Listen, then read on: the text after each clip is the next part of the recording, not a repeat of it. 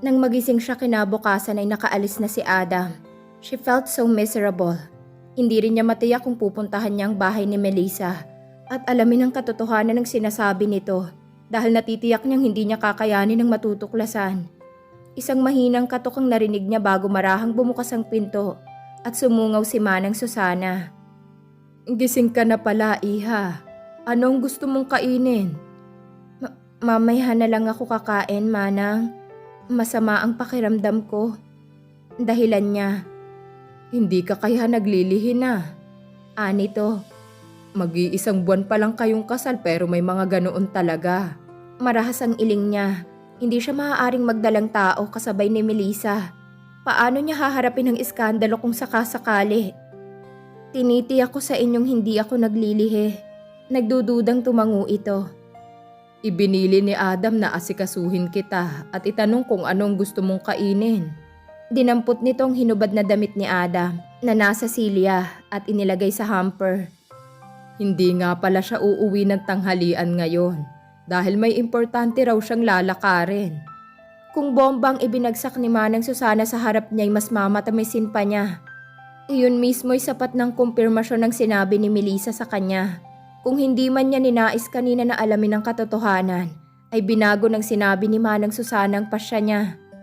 10 minuto bago mag-12 ay nasa bayan na si Carmela, gamit ang Range Rover na hiniram niya sa ama. Natatandaan niyang sinabi sa kanya ni Jack na malapit sa munisipyo ang bahay ni na Melissa at may pharmacy sa harap. Ilang metro lang ang layo niya sa lugar na tinutukoy nang matanawan niya ang pathfinder ng asawa na nakaparada sa mismong harap ng pharmacy. Umingit ang gulong ng Range Rover sa biglang pag-apak niya sa preno. Kung wala ang seatbelt ay naisubsob sana niya ang sarili sa manibela. If it was possible to die at that moment, she would have preferred to. Coldness numbed her. At sa kauna-unahang pagkakataon mula kahapon ng umagay hinayaan niyang tumulo ang mga luha niya. Napasubsob siya sa manibela at umiyak ng umiyak. Kung gaano siya katagal na nanatili sa ganoong ayos ay hindi niya alam. Nang humupa ang unang dagsa ng sakit ng damdamin ay itinuwid ni Carmela ang sarili. Ang sakit at pait na nararamdaman ay nahaluan ng pagkapuot. Kailanman ay hindi niya kayang tanggapin sa dibdib niyang kahit na anong uri ng kataksilan. "I hate you, Adam." Usal niya. "You have no right to do this to me." Pahikbi niyang sabi. Kung madudurog lang ng mga kamay niya ang manibela sa sobrang higpit ng pagkakakuyom doon ay nadurog na niya. But then it was her fault. She must have deserved this unbearable pain. Hindi sila makakasal ni Adam kung hindi dahil sa manipulasyon ng papa niya. Napilitan itong pakasalan siya dahil na rin kay Elaine. Umayos siya at muling sinulyapan ng sasakyan ng asawa. Faint after faint crushed her heart, that she felt there was nothing left to beat. Mabilis siyang nagmaniobra at hindi alintana kung may maaatrasan siya o wala. Muling umingit ang gulong ng sasakyan niya sa ginawa. Mariin niyang tinapakan ng silinyador at humagibis siyang lumayo sa lugar na yon pabalik sa asyenda sa monte. Pinalalabo ng mga luha niyang paningin. Kung maaksidente siya'y mas maluwag sa loob niyang tatanggapin. Then she wouldn't feel pain anymore. "Nasaan si Papa, Nana Sela?" "Nasa library silang mag-asawa." Sagot ng matanda na nabitiwan ng paso ng halaman na ililipat nito sa plant box sa bigla niyang pagbalya sa pinto pabukas. "Sino bang humahabol sa'yo at halos matanggal na sa hamba ang pinto?" Si Felipe ay nasa upuan nito sa harap ng mesa habang may pinag-aaralang dokumento. Si Elaine ay nakatayo sa tabi nito at nakikibasa. Parehong nag-angat ng ulong mag-asawa nang pumasok siya. "Carmela!" Ani Felipe na inalis sa mukha ang reading glasses. "Ang bilis mo naman yatang nakabalik mula sa bayan. Kasama mo ba si Adam? May ipapakita ako sa kanya." Nahinto sa paghakbang si Carmela at sandaling nakadama ng pagkahilo nang masalubong ang mga mata ni Elaine. Napuna niya rin ang banayad na pagsasalubong ng mga kilay nito. She must have been seen something in her that her father hadn't. "What's wrong, Carmela?" Banayad nitong tanong. "What made you say that?"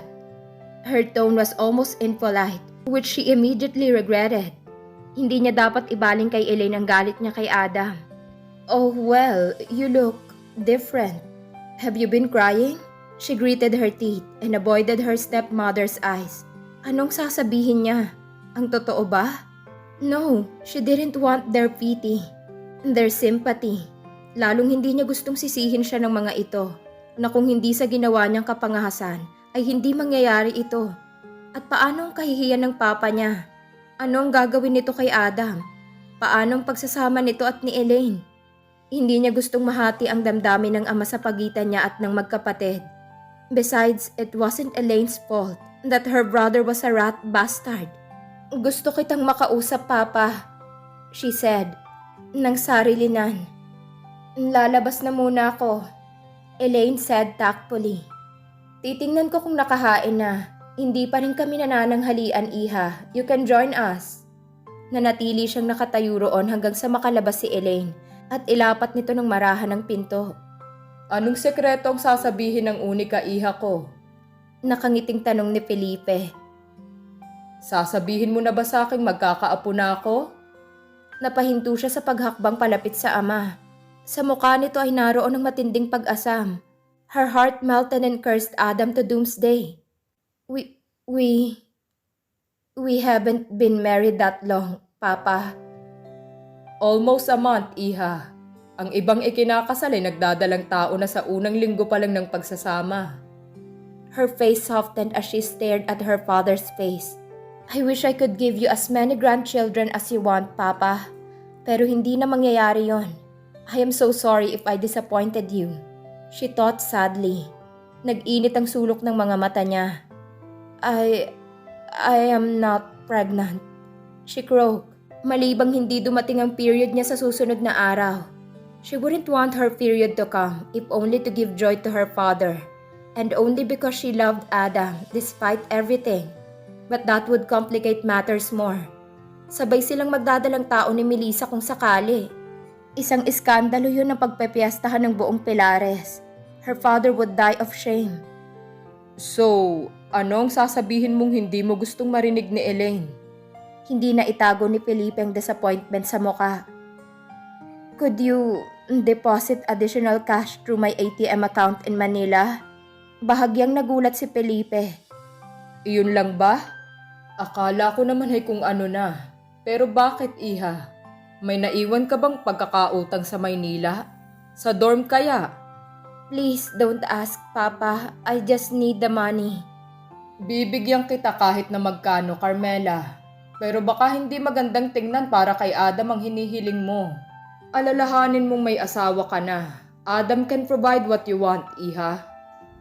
I don't need his money. Natilihan si Felipe sa karahasan ng tinig niya. Nagkagalit ba kayo? Pagkuway na pangiti ito. Of course, lover's spot. Natural lang yan sa mag-asawa, Carmela, lalo at nagsisimula niyo palang kilalanin ang isa't isa. Pag-aralan mong makibagay sa asawa mo, Iha. Hindi kailangang nakatakbo ka sa she cut her father's words. I am leaving Adam, Papa. Felipe went still. What? Lumapit siya sa mesa ng ama at itinukod ang dalawang kamay sa gilid niyon dahil may palagay siyang mauupo siya anumang sandali. Papa, please. Aalis na ako. Ihiwalayan ko si Adam. I am going back to Manila and I need money to work on my passport. Linawin mong sinasabi mo, Carmela. Mataas at seryoso ng tinig ni Felipe at nagsisimula ng kabahan si Carmela. But it was now or never. Maghihiwalay kami ni Adam, she repeated in trembling but firm voice. At huwag niyong itanong kung bakit dahil hindi ko sasabihin. Matagal na akong hinihimok ni Tia Ligaya na tumira sa kanya sa Amerika. I suppose this is the right time. Alam ba ito ni Adam? Umiwas siya ng tingin. Lumakad patungo sa bintana at tinanaw ang karagatan. Hindi tulad na nag-aalimpu yung damdamin niya. Ang dagat ay tahimik. Maliliit ang mga alon. Ngayon ko lang napagpasyahan ang bagay na ito, she said. At tinitiyak ko sa inyo na walang makapagbabago ng isip ko.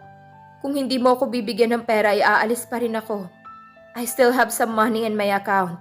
Natitiyak kung hindi ako tatanggihan ni Tia Ligaya kung hihingi ako sa kanya ng tulong para makarating sa Amerika. Hindi kita tinatanggihan sa hinihingi mo, Carmela. Pero hindi yun ang punto rito.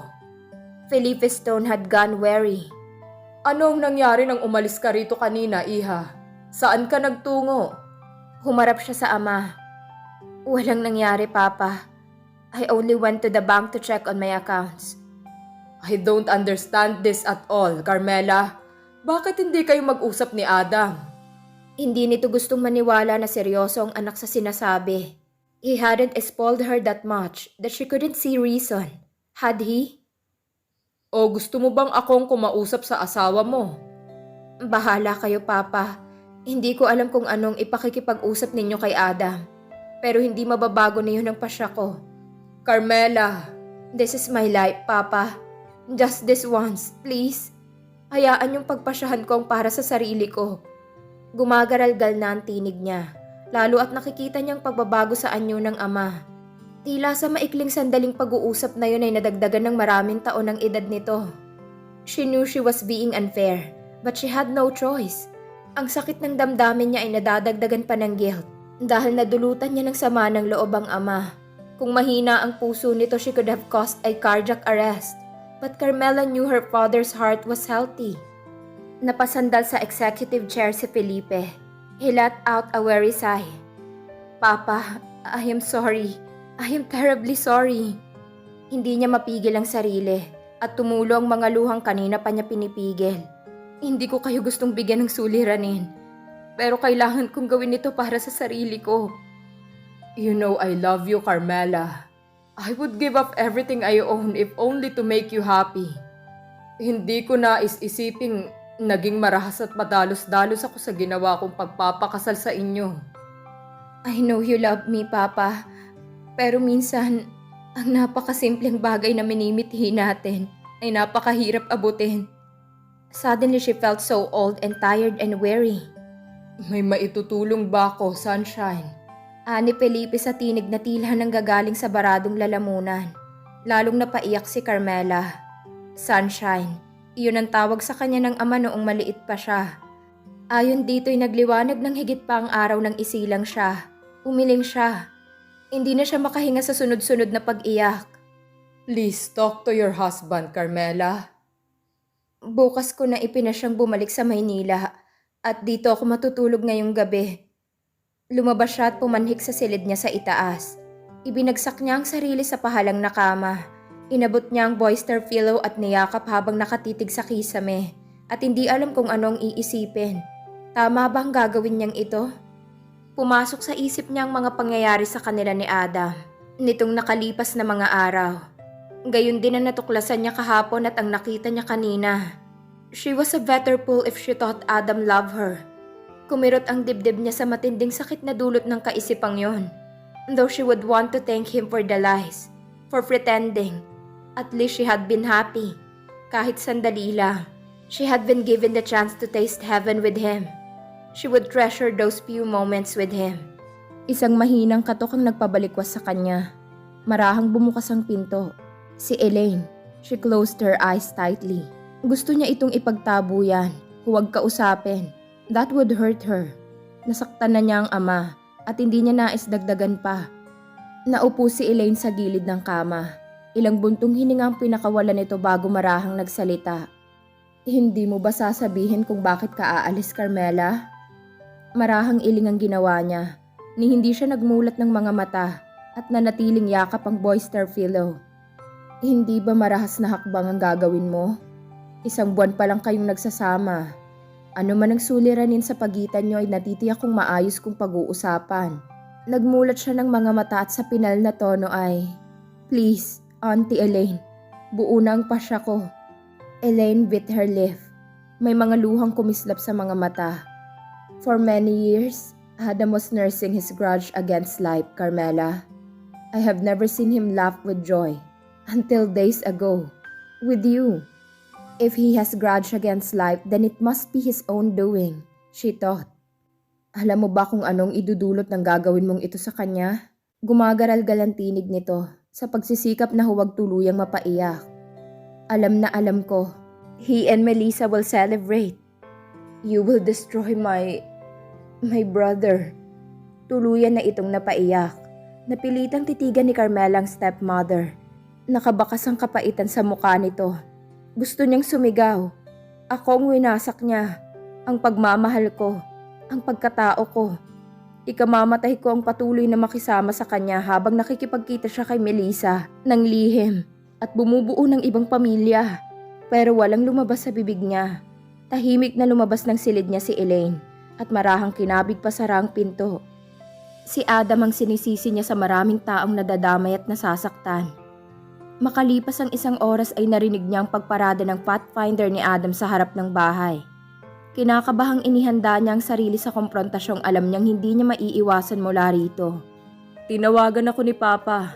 Bungad nito at tinitigan siya mula ulo hanggang paa. Nagsasalubong ang mga kilay. Anong gulong sinasabi niyang ayusin ko? Humakbang siya patungo sa bintana. Muling nanariwa ang mga sinabi ni Melissa at ang nakita niyang sasakyan nito sa harap ng pharmacy. Tumalim ang mga mata niya.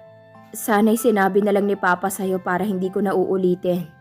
Ano ang dapat sabihin sa akin ni Papa? Naguguluhang tanong nito. She looked him straight in the eye.